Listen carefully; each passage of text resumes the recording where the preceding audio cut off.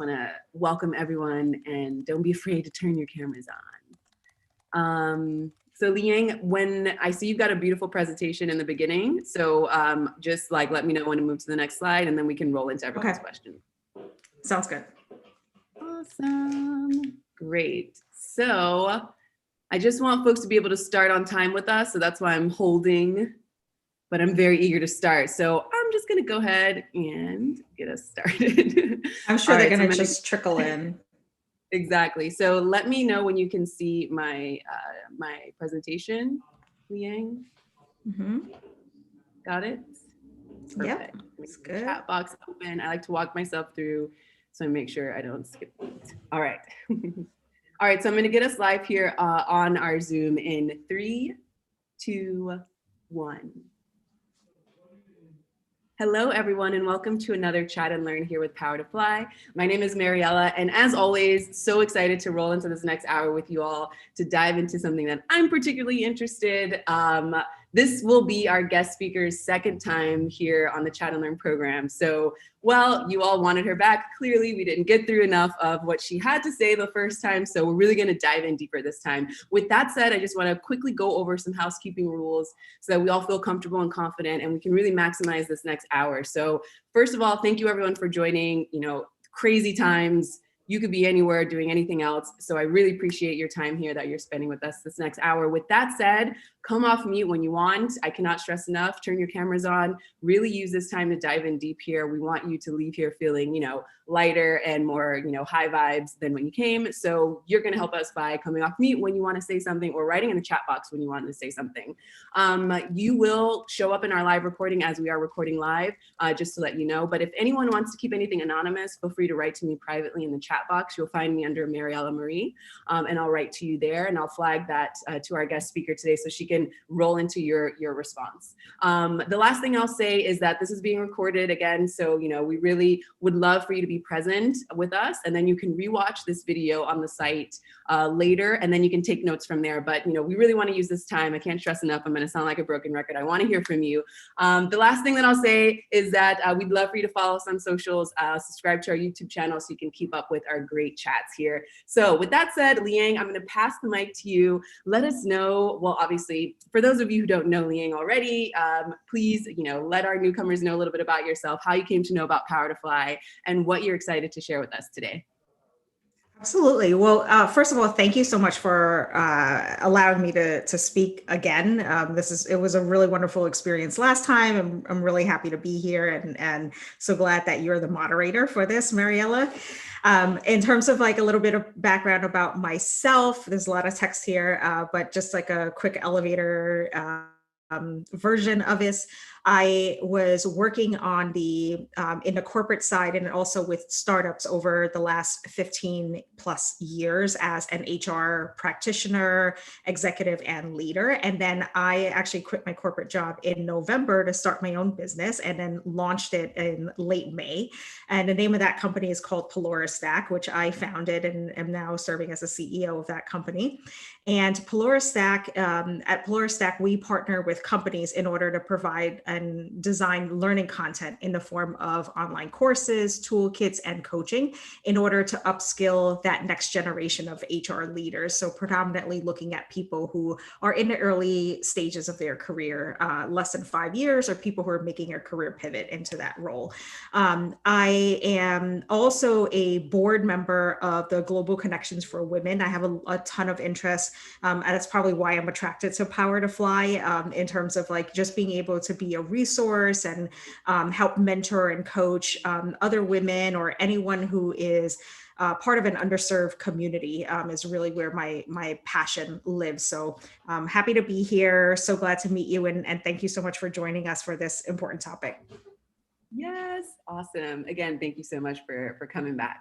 So with that said, I know you've got a great presentation lined up for us today. I'm going to go ahead and do a quick shout out on where we're calling from today so that you can keep that in mind as you speak about all the beautiful things you're going to share today. So I'm calling from Argentina in Buenos Aires. Our guest speaker is calling from Brooklyn. We've got, let's see, I'm going to go through the chat box here. Brooklyn, Syracuse, Chicago, North Carolina, Ohio, Brooklyn.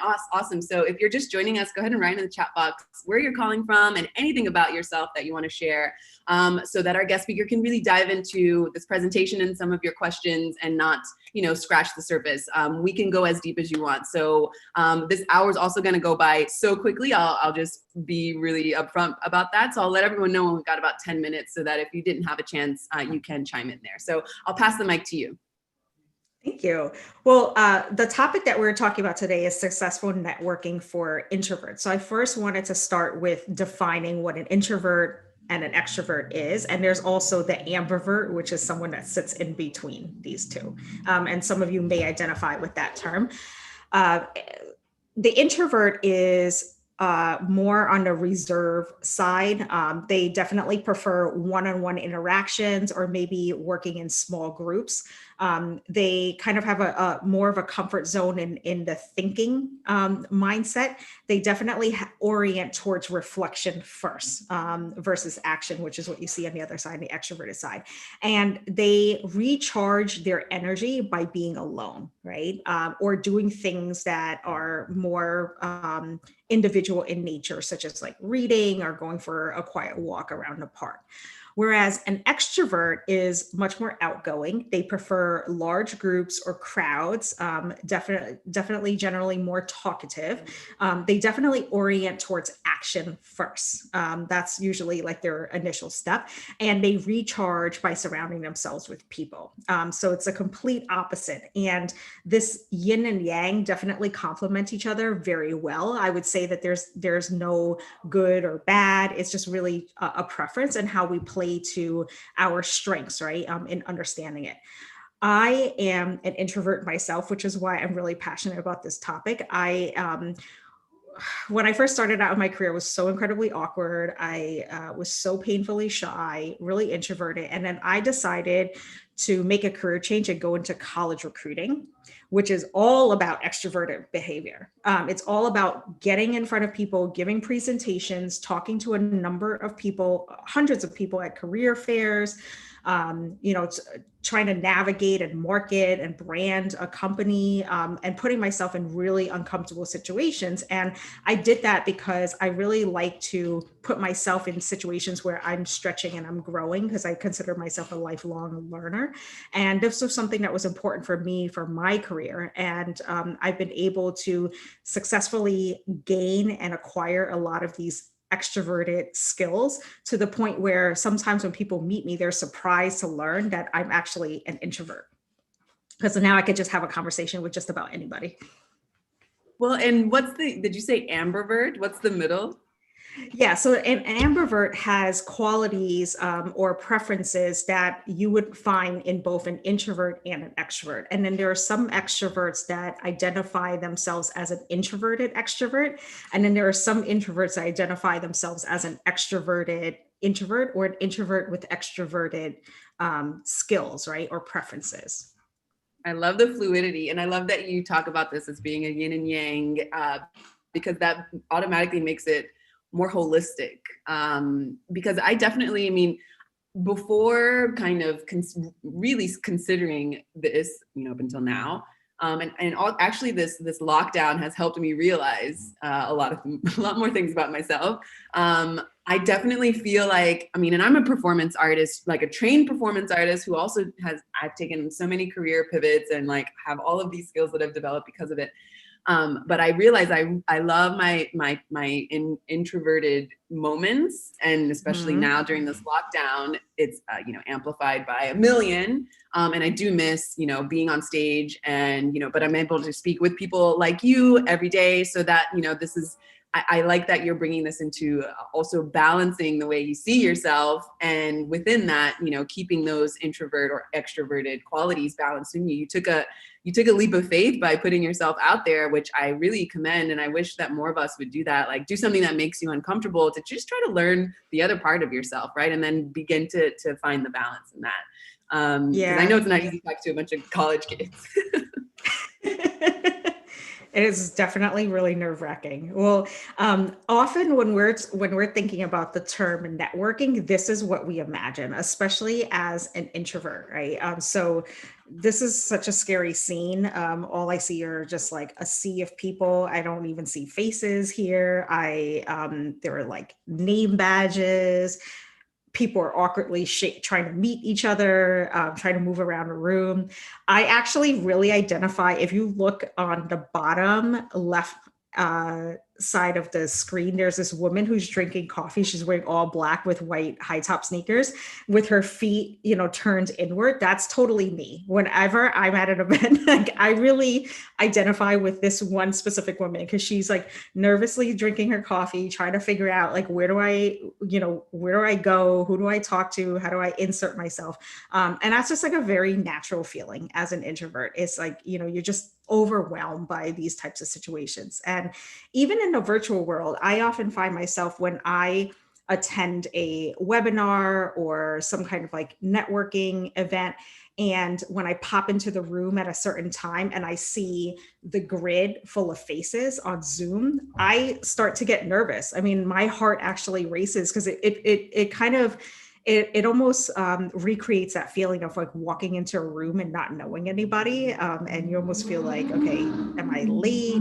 Are people staring at me? It still, brings up the same feeling.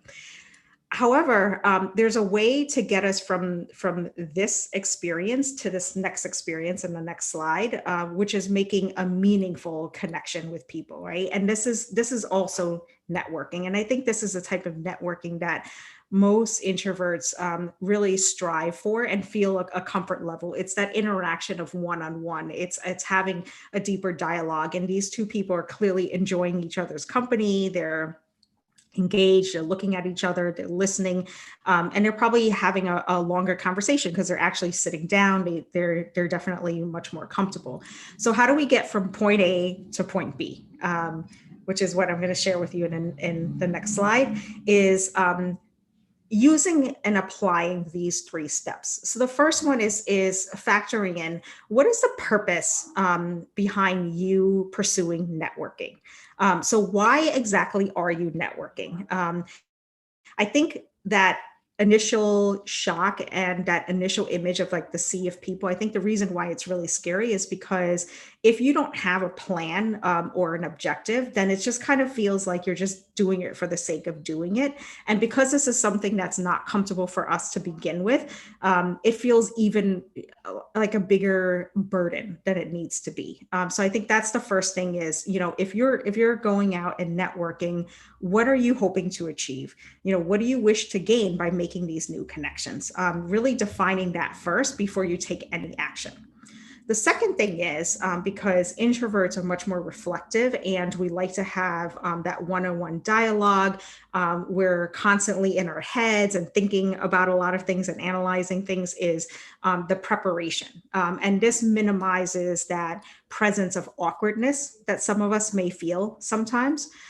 So the way that we do that is to first, once we understand what the purpose is of that and our goals that we're trying to achieve, is to understand or pinpoint where exactly should we network in order to accomplish those goals. Is it about, LinkedIn? It's an actual networking event? Is it, with specific people that we're targeting who are in the industry? Is it people who work at companies that we're trying to secure a job in? Understanding that is really important. Whoa, we just had like a whole slew of people just jump into the meeting. I just looked down and it was like 31 participants now. Okay, so welcome everybody who is just joining us now. So then the other thing that is also really important in terms of preparation is creating LinkedIn and email templates. This is something that's incredibly useful because I used to find myself in a situation where I would take zero action because I didn't know what to write. I didn't know how to respond to people. I didn't know how to connect with people. I didn't know what to say. I didn't know how to follow up. And having the the templates prepared allows you to seamlessly move into that last step, which is actually taking action. And this is following up with people using these LinkedIn and email templates and applying them so that you can seamlessly connect with them and start to initiate those conversations, those meaningful conversations. So we jump to the next slide. I have some examples here of some of the templates that I use. So the first one on the very top left side is this is like I'm meeting somebody or I connected with someone at a virtual conference or summit. And I'll just write, it was nice attending the X summit with you. What was your favorite part of the summit? Mine was, and I'll share something. And this allows me to have a dialogue with them. It allows me to connect with them over something that we both have in common, which was attending this particular event. The other template here is when I'm trying to make a connection with someone that I don't know. Maybe they're a second degree contact, but someone that is in my network happens to know that person. So I'll just share with them. I'll connect with my, the person who's in my contact to say, hey, how are you? I noticed that you're connected to this person while I was researching people on LinkedIn who worked in this field. I would love to learn more about her background. Do you feel comfortable making an introduction for me? Really short, simple, to the point, and there's an action that's associated with that. And then the very last one is if I attended a summit or a webinar and I was really interested in the person who was the guest speaker or the keynote speaker at the event, I will, try and connect with them afterwards to say, hey, I attended the webinar you hosted on, X subject, and I really enjoyed your perspective on this, or this thing that you said really resonated with me. Would you be open to spending 30 minutes with me to discuss this further? And it's a very complimentary thing to, one, it shows that you were present and you were actively listening and you actually took away something that was really important, because a lot of speakers spend time preparing for these events, and for you to actually say that something that they shared with you was meaningful for you, that was helpful for you, that's really valuable. It's a huge compliment to that person. So they're more likely to actually want to, share that 30 minutes with you. And you're not asking for an hour, you're asking for 30. I always say, keep it to like 25 minutes, 30 minutes, because we can all spare, that amount of time to give. Absolutely beautiful. So many things to take notes on. And I just want to say that I know some folks were delayed in getting in. They were in our wait room. Sorry about that, but you will get an email with the rewatch link. So fear not. And also, Liang is just getting started, and we are going to get to your questions shortly. So actually, this is a perfect time to say you've submitted some great questions offline, every one of you. But with that said, if you have a question that comes to mind now, feel free to take yourself off of mute or write in the chat box. And we will flag that to our guest speaker. And if you're just joining us, feel free to write in the chat box where you're calling from. I'll give you a shout out in just a moment, and just so that we can see, how this is affecting a lot of folks around the world and how we can try to, support each other and really put some of these things into practice as we get off of this call. So with that said, I'll invite everyone to write as well in the group chat your LinkedIn or your preferred way of connecting with folks, so that as we're speaking about, how to be comfortable with your introvert or your extrovertness, beautifulness, you can find each other on LinkedIn and support each other there. So with that said, we're going to take these questions one by one. Liang, let's start with this first question. And again, if this is your question that you see on the screen, hop off mute, write in the chat box. If it's not your question and you had a dream last night and you want to mention it, feel free to chime in. So would love advice on fighting awkwardness. Yes, I love this one. So the first thing is just own it. That's what I do. I am an incredibly awkward person, especially when I'm at any kind of like social event or right before I have to give a presentation. So I just own it. I'll just say, look, I'm just awkward, all right? And I'll just, the fact that I'm actually communicating it and I'm able to laugh about it gives me ownership of that word, and it doesn't allow it to overpower me and take over. So that's a technique that I use to just get over it. And I find that once I talk about it and I share that, or I just communicate it, it allows me to move on. So that's a technique that I personally use myself. And what's the root of awkwardness in your opinion? I'd love to hear your response to that. Yeah, that's so good. I think it's actually because it's either a discomfort or it's because we don't feel, I find as an introvert, it's because I feel as though I'm unprepared in some way. I'm not really sure if I know what to say, or I don't know if people feel comfortable around me. I don't know if I'm showing up in the way that I want to show up. And that creates that awkwardness. But again, like I just find that once I just put it out there and I own it, I'm able to get over it. And then also being prepared is also something that's really important. I tend to, sometimes I may over prepare, doing these types of the chat and learns, it's actually pulling me out of my comfort zone. This is an incredibly uncomfortable place for me, but I know that the more and more I do it, I get more practice and I start to feel more comfortable with it. And so I challenge myself to do that. And I also prepare in advance. I prepare answers to the questions. I prepare, like miscellaneous things that I think may pop up. And I just want to make sure that I have an answer for those things. I prepare things that I can joke about as well. And so the more and more I do that, I start to feel more comfortable and it eases me out of that awkwardness. Well, we love you being here, and this is a safe space, and we could not tell that you felt awkward before joining. So we got some folks also writing in the chat box thanking you for speaking and coming and giving you the hand clap. So yes, I definitely feel you on, if you're not as prepared as you can be, then that does, have its, the roots of awkwardness can stem from there. But what do you have to say about maybe over preparing? And there's never really an end to it. So your confidence, I guess, is your lack of confidence is coming from somewhere else, maybe perfectionism or something like that. Do you have any tips on maybe alleviating, allowing maybe perfectionism, whether it comes from how you think your appearance looks, to how you are speaking about a certain topic? How can we be more confident in ourselves, essentially?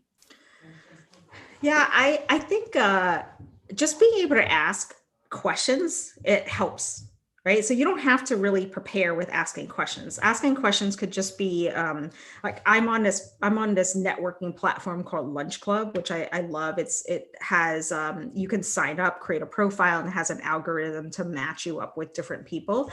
And I have a couple of standard questions that I ask at the beginning of that conversation, and it doesn't change. It's how long have you been part of Lunch Club? And what's been your experience so far? Real simple, right? And it just allows me to enter that conversation in a real engaging way. I don't have to prepare for it. And we're on this same platform. So every person that I meet has something to say about it, right? There's going to be an answer for each of those questions. And sometimes I don't even need to use it, but it's just there in my back pocket just in case I need it. Awesome. So we've got some questions here in the chat box. I'll flag before we move on to the next question on the screen here. So Ona writes, I tend to have some social anxiety and making the first move is incredibly daunting. Anything I can do to alleviate that? Yeah. So I did this for a long time. I still do this. I try to scope out the other introverts in the room. So this is in the real world when I was able to actually attend live events. And you can always find them because they're kind of like seeking someone to talk to, or they're standing against the wall, or they're like holding a drink nervously, somewhere. I somehow can find them, and then I will actually invite myself to start up a conversation with that person. And that is really helpful because that person usually feels relieved that someone's talking to them, because I understand how that feels because I'm usually on the other side. And then I know that by me, initiating that conversation and asking the first question, it kind of like takes that anxiety away from them and that pressure of having to come up with something to talk about. Awesome. Thank you for that response. We've got another question here. Amanda writes, how do you let a recruiter, interview, team, hiring manager know you are just nervous, introverted, feeling awkward during an interview, but that you'll be great once you get into the role? So again, I will just call it out. I would just say, look, I'm a little nervous. So just let me know if I stumble on anything, or just make it lighthearted and joke about it. I think people appreciate the honesty and the transparency, and it also allows you to come across as just like a real authentic, normal person. Because that's something that everybody experiences to some degree, and just being able to put that out there and call it out, I think helps to alleviate the stress and normalize the situation. Great. And I've got a private question here. I personally struggle with falling into stereotypes because I'm Asian. How do you combat that? Great question. And you can spread that net to any, gender, race, belief. How do you combat, bias? Um, I think, well, it depends on what kind of bias. There's so many biases about Asian women. So I think, I don't know if you want to clarify exactly, if there are specifics, but if it's, one that I sometimes find myself challenged with throughout my career is that I look really young. I've always looked young. And because I look young, people think that I'm inexperienced and therefore cannot contribute to a topic. And so I really lean on my knowledge and expertise to make sure that I, come across as a subject matter expert in something. Just through my own voice and through my own knowledge and my own experience, I'm able to convey my experience from that, so that whatever bias people may have by that initial impression of looking at me starts to fade away.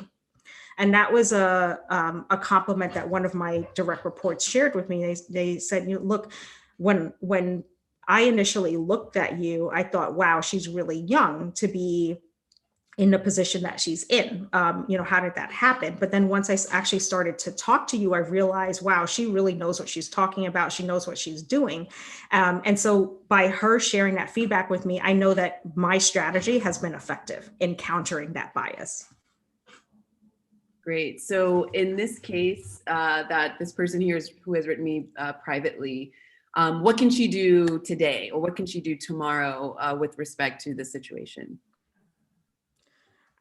I know this sounds it kind of sounds like a real simple answer, which is it's just to put yourself out there, and just start to feel comfortable putting yourself in situations where you may feel uncomfortable. Attending an event like this and actually asking a question like that is part of that process, because it can be really scary to put yourself out there and ask a question. I know, because in your mind, you're probably thinking, okay, is this a stupid question?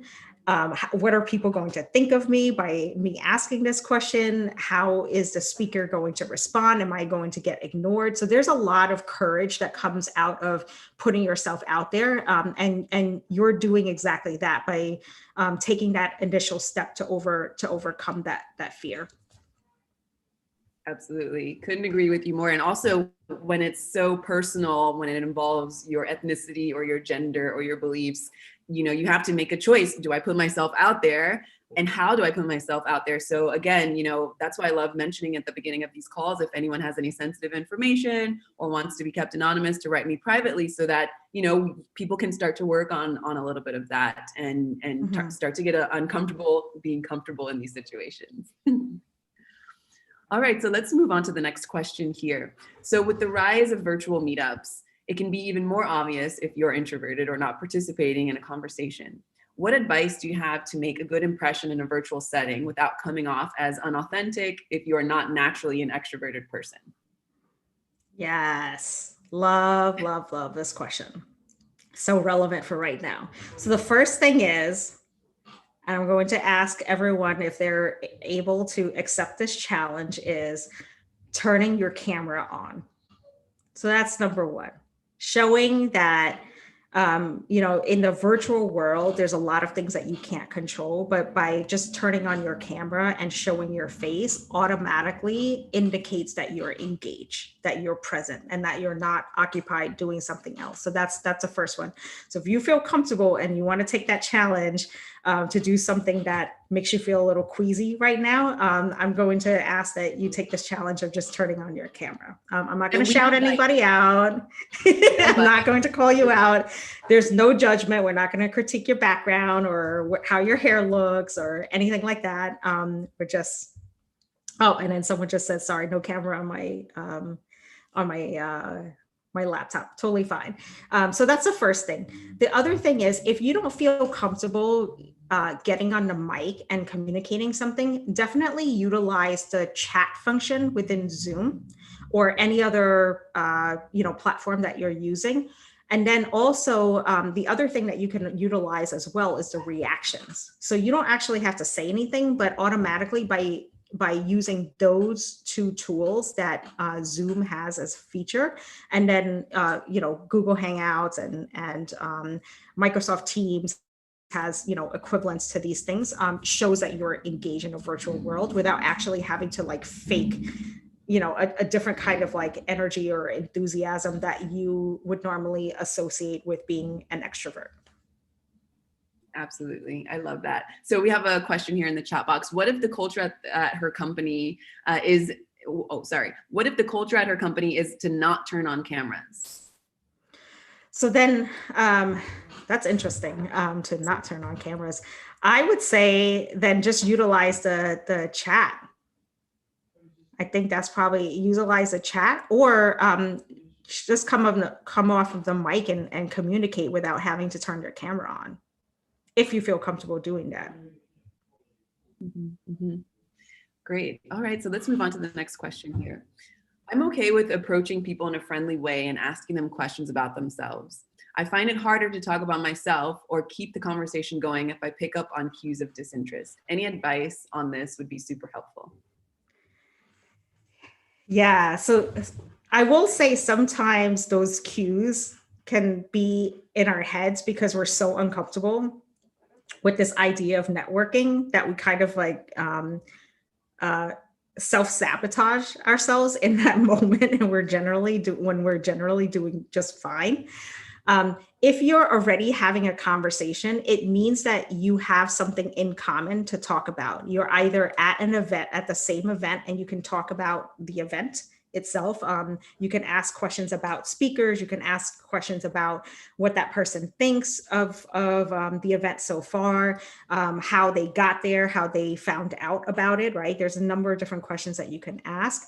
The other thing that you can do is invite other people into the conversation. So if you happen to know somebody who's attending the session with you, you can actually invite that person into the conversation. So then now it becomes a trifecta conversation versus just one-on-one, if you feel uncomfortable.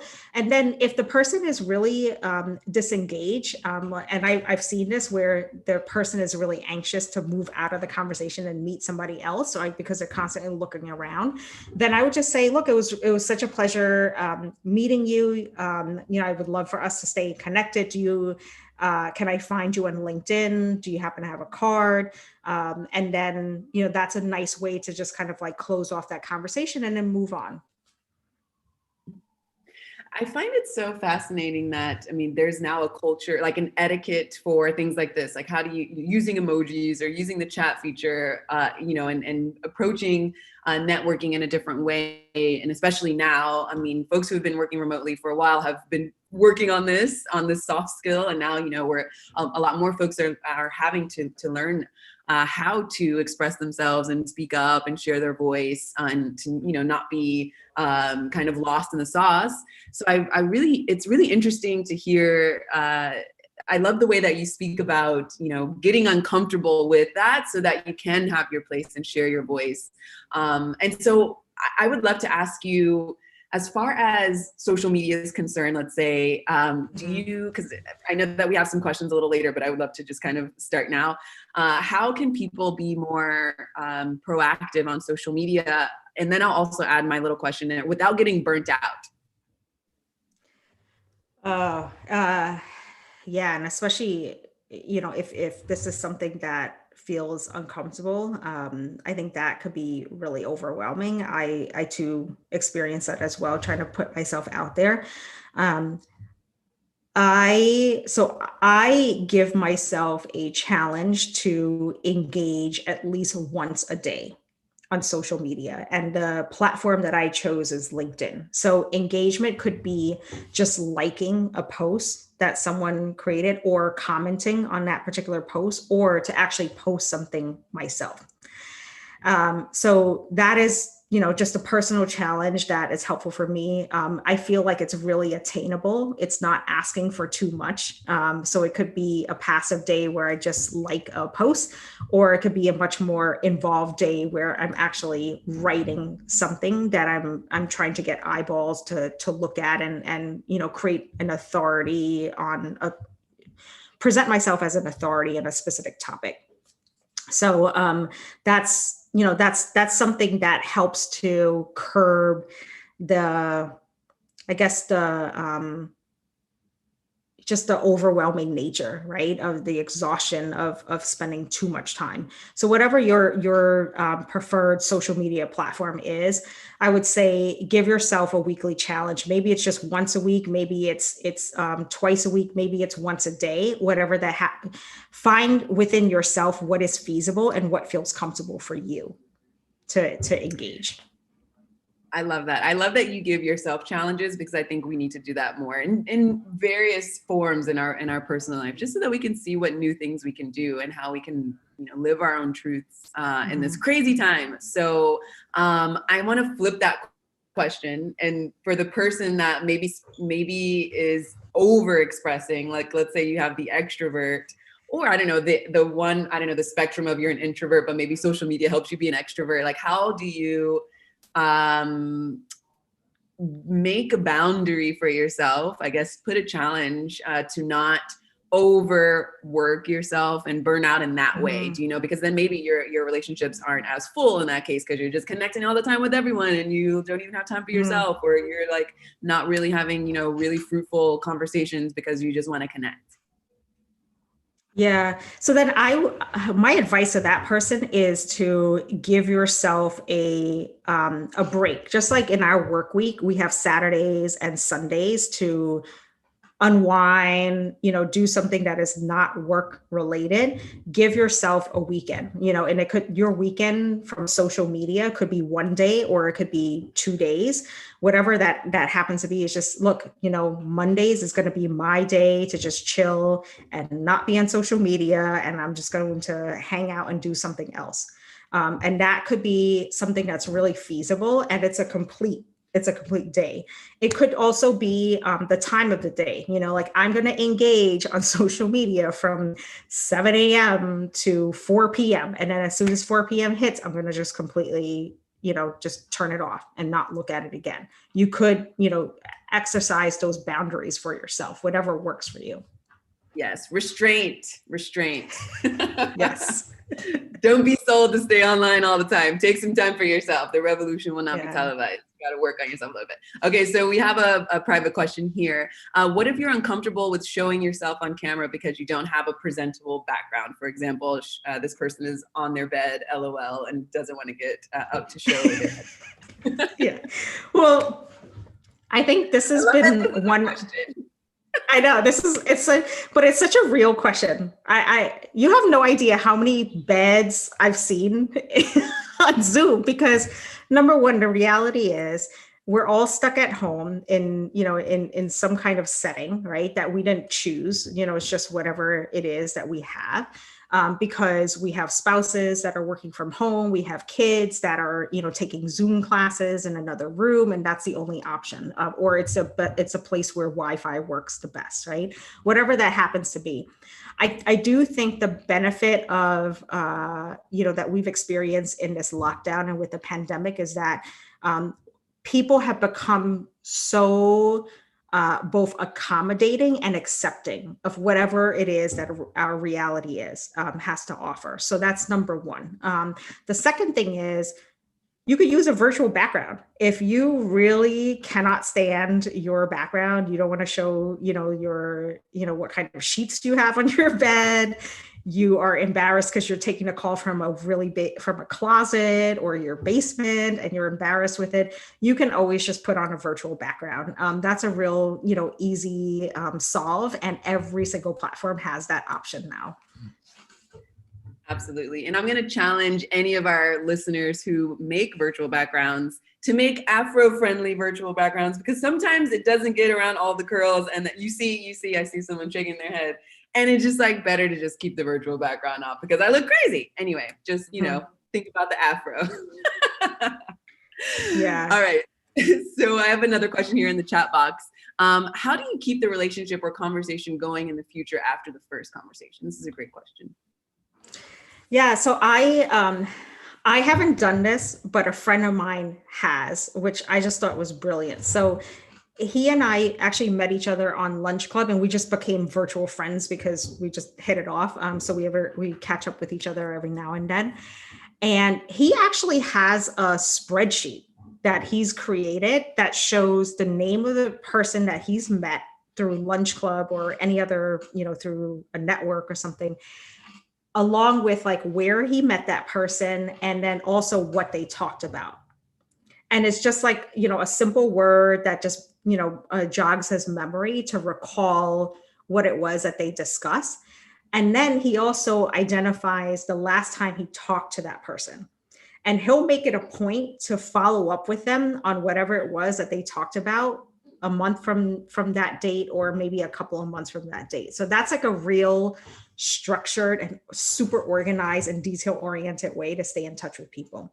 The way that I do it is there are usually, some folks that I just happen to have a bond with, or we have this really interesting conversation. I just think, oh, I really enjoy talking to this person.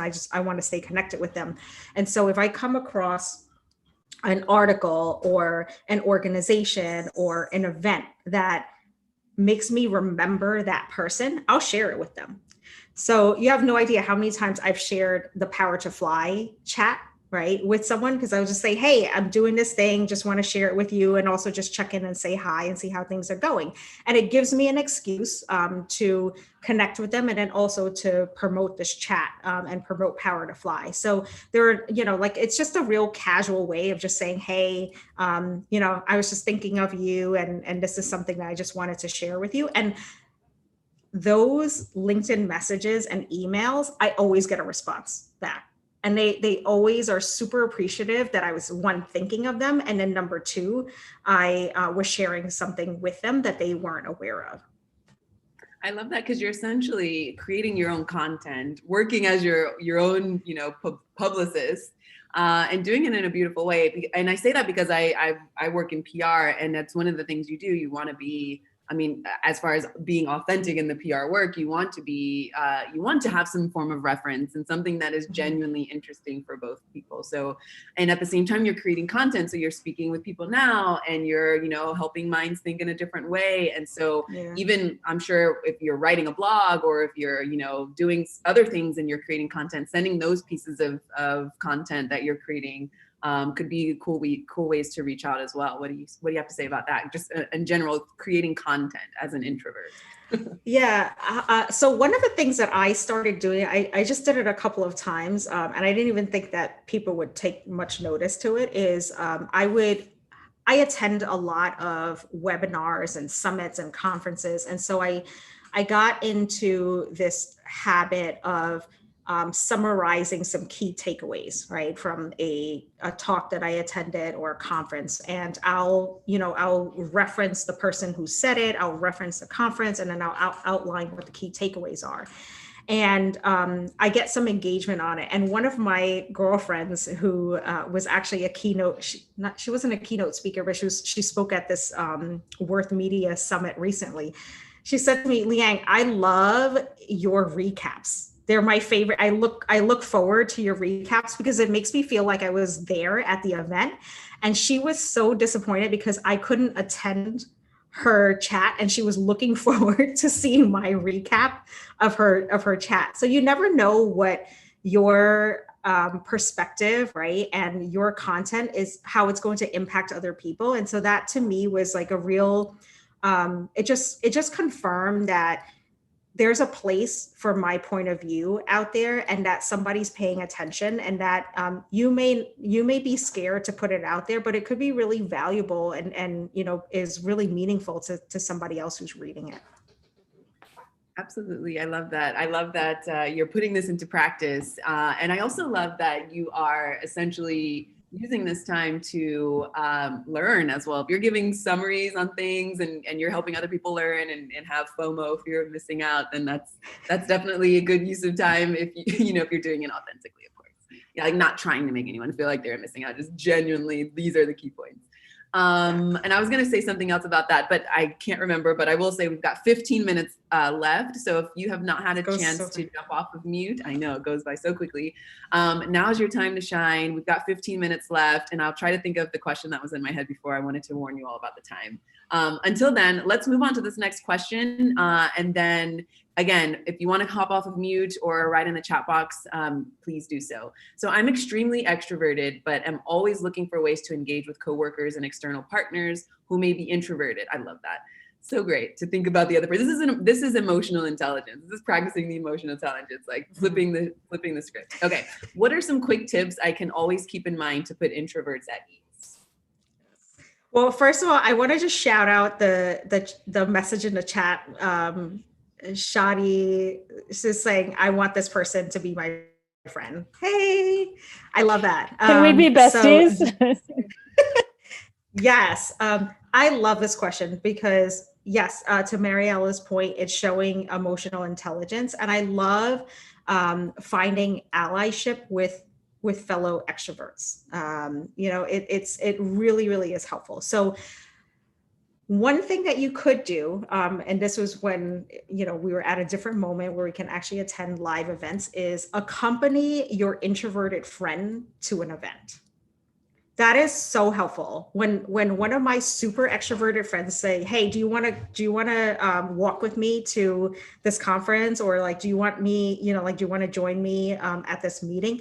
I love it because I know that automatically they walk into the room. It's so easy for them to just, chat with everybody and have these conversations. And then I'm already invited into that conversation without having to work so hard. So that is incredibly generous, and it's overwhelmingly helpful for an introvert to do that.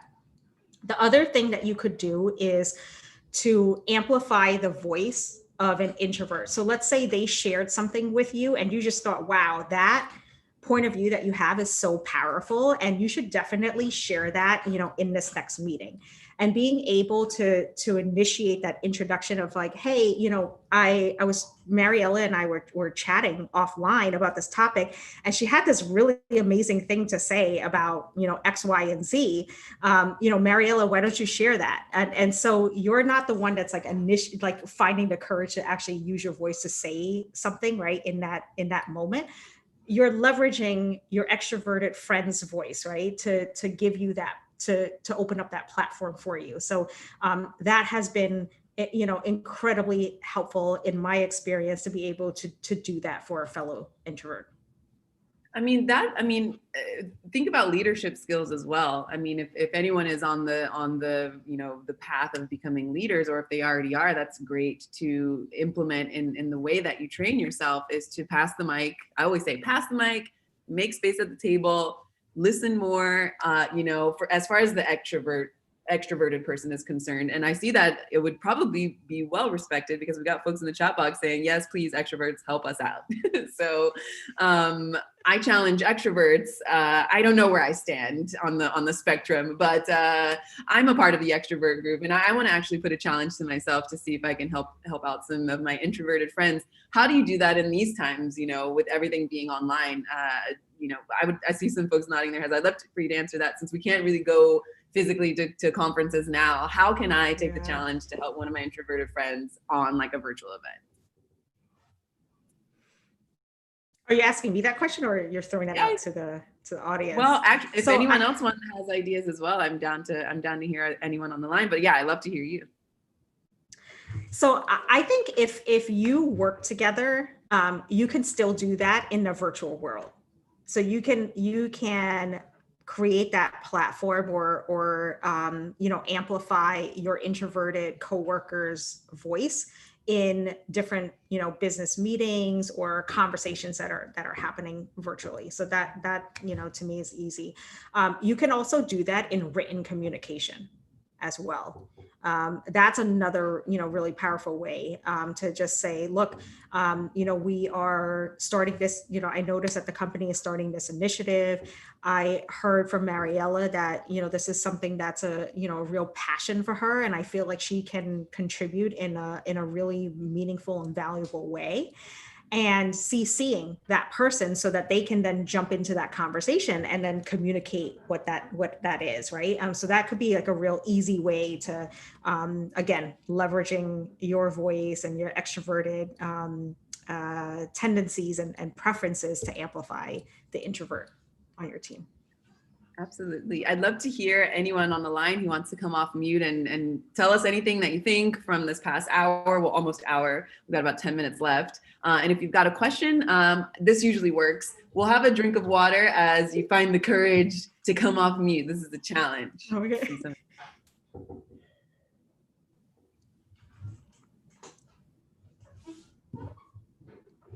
All right. We'll also find taking 3 deep breaths before you say whatever it is that you're going to say is also really helpful as well.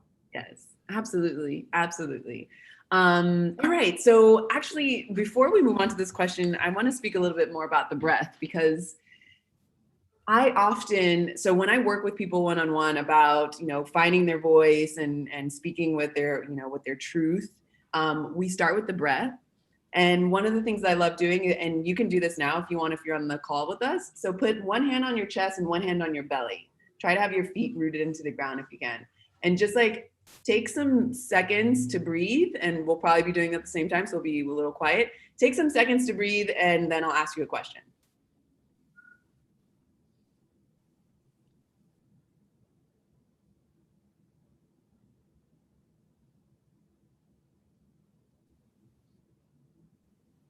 Okay, so my question is, which hand was moving the most? Was it the hand on your chest or was it the hand on your belly? You don't have to answer me now. What I'll say is, if we are breathing from our chest, we're breathing in survival breath.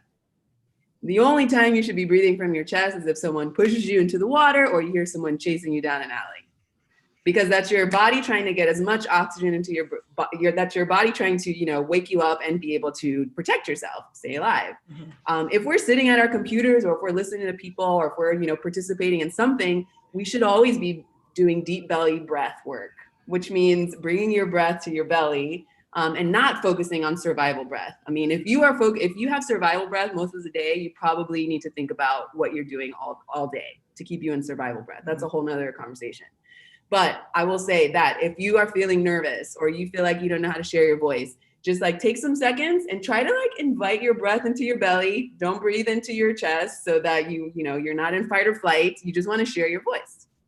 So that's just a simple thing that I like to share. I love that. And no lie, I was totally breathing from my chest. It's like that. It's unfortunately, it's very normal. But I remember learning that and just being like, oh, and it's, just the way that we move so quickly, the way that, society is these days, it often asks us to hold that survival breath until we get to be, fully present and fully, confident in what we're doing. I mean, it's a big work. And well, if anyone wants to work on that, you can connect with me on LinkedIn. But it's definitely a challenge to kind of be mindful, just be aware of it. Don't hurt yourself. Don't try to force yourself to breathe differently. But it also just gives you a flag, I must be a little nervous. And what you said in the beginning, I'm sure you're totally this is a safe space. We love you. You're doing a great job. But you did say that you were a little nervous to start this chat. So of course you're probably going to be, having your breath be a different way. So thank you for being honest with us also. I really appreciate your honesty. Absolutely. Well, while we're on that thought, and before we run out of time, what I would love to pose out there as a challenge for everybody in this group, because we are talking about networking as introverts, is to find 5 people here that we're going to connect with after the call. So you can use LinkedIn, as a way, but just challenge yourself to connect with 5 new people. And Nicole is saying that she's just dropping a document right now where you can add your LinkedIn profile so that people can connect with you. I would challenge you to connect with 5 people, and then don't let it end there. I want you to initiate some kind of conversation with them afterwards. Just 5 people. And if you reach out to me, I promise I will accept it. You just have to identify yourself that we met through Power to Fly. So I'm an easy one. So there's your one. So now you just have to find 4 more people. You can use me too. I'll be 2. We're making it really easy, but feel free to, there's so many awesome people on the line here. So this is a great question also to go into. So as an introvert, how do you get beyond the uncomfortable stage to start the conversation now that some folks are going to be doing the 5 connects on LinkedIn? Yeah. So I think, talk about whatever it is that you have in common, which is, how you met. So if you're going to connect with someone, as a result of this chat and learn, then mention Power to Fly. How did you, what did you think about it? What was one thing that you took away or learned that you didn't know beforehand? This is what I learned, and just sharing that, and that allows you to initiate that dialogue and keep that flow happening. Great. I know some people were expecting a template just then, but guess what? You got to practice your emotional intelligence, speak the truth, say what you want to say, maybe do a little research too. Like, oh, I see you went to the University of whatever, I've never been there, but I have a cousin. Like, who knows? You can go a million ways. Right? Yeah. And your LinkedIn message could just contain 3 sentences. We met on the Power to Fly chat about successful networking for introverts. What were your takeaways, or what was one thing that you learned? And this is one thing that I learned. That's it. 3. And then you're done. Oh man, at the end you gave up the template, but it's okay. Go ahead and use it, everyone. Connect with your 5 folks. All right, so let's move on to this next question here. It's easy to talk when you have a job, but if you're unemployed, how to overcome the fear? And so yes, and then keeping the context of it's COVID as well. Yeah. So I first want to acknowledge that this is a very, number one, thank you for submitting this question, because I think this is a very, it's showing a lot of vulnerability, which for me is a sign of bravery, to be vulnerable. Yes, it's absolutely really vulnerable when you're in a place where you're not employed, you're trying to find a job, you're trying to make connections, and you feel a certain way about it. So the first thing that I would recommend to you if I were coaching you is you didn't always exist in this place, right? At one point you did have a job, and therefore have something to share, have something to offer, and have something to talk about. That's number 1. Number 2, you're probably making an effort to challenge yourself and pull yourself out of uncomfortable situations in order to find a job. And that in and of itself gives you experience. It gives you skills that you can talk about. So that's something else that you can share. If you're someone that just graduated from college or grad school, and you haven't worked before and you're looking for your very first professional job, you have something to talk about because you just completed a major milestone in your life. And that in and of itself is a major accomplishment. So that is something that you can share and talk about as well. So there are plenty of things that you can pull from that allows you to contribute in that conversation, gives you a voice, and allows you to add value in some way. You're not depleted. This is just a moment in time. And everyone is feeling some level of vulnerability right now because of COVID. If this is a result of what's going on, so you're not alone. Absolutely. You're not alone. And like I said, I love putting these moments into practice, especially during these crazy times. So that's why I hope that you all have been dropping your LinkedIn's there in the doc. And then I hope that you all will grow and connect authentically and passionately and full of self-confidence, whether you're an introvert or an outrovert. So Liang, I'd love for you to have the final word here. So please let us know some food for thought and then how we can connect with you offline. So first of all, thank you so much for joining this. I'm so passionate about this topic, especially as an introvert that's had to really pull myself out of my own out of my comfort zone. So I appreciate you being here. In order to stay connected with me, find me on LinkedIn. I promise I will accept your invitation as long as you say that we met on Power to Fly. Please challenge yourself to connect with 5 different people today, to build that confidence level and get that started. Please follow Pelora Stack on LinkedIn or Instagram to stay connected. And I will hopefully be able to connect with you afterwards through email and just share a link to sign up for the newsletter where I'll share with you some additional tips from Pelora Stack and company updates. And that's it. Awesome. Well, have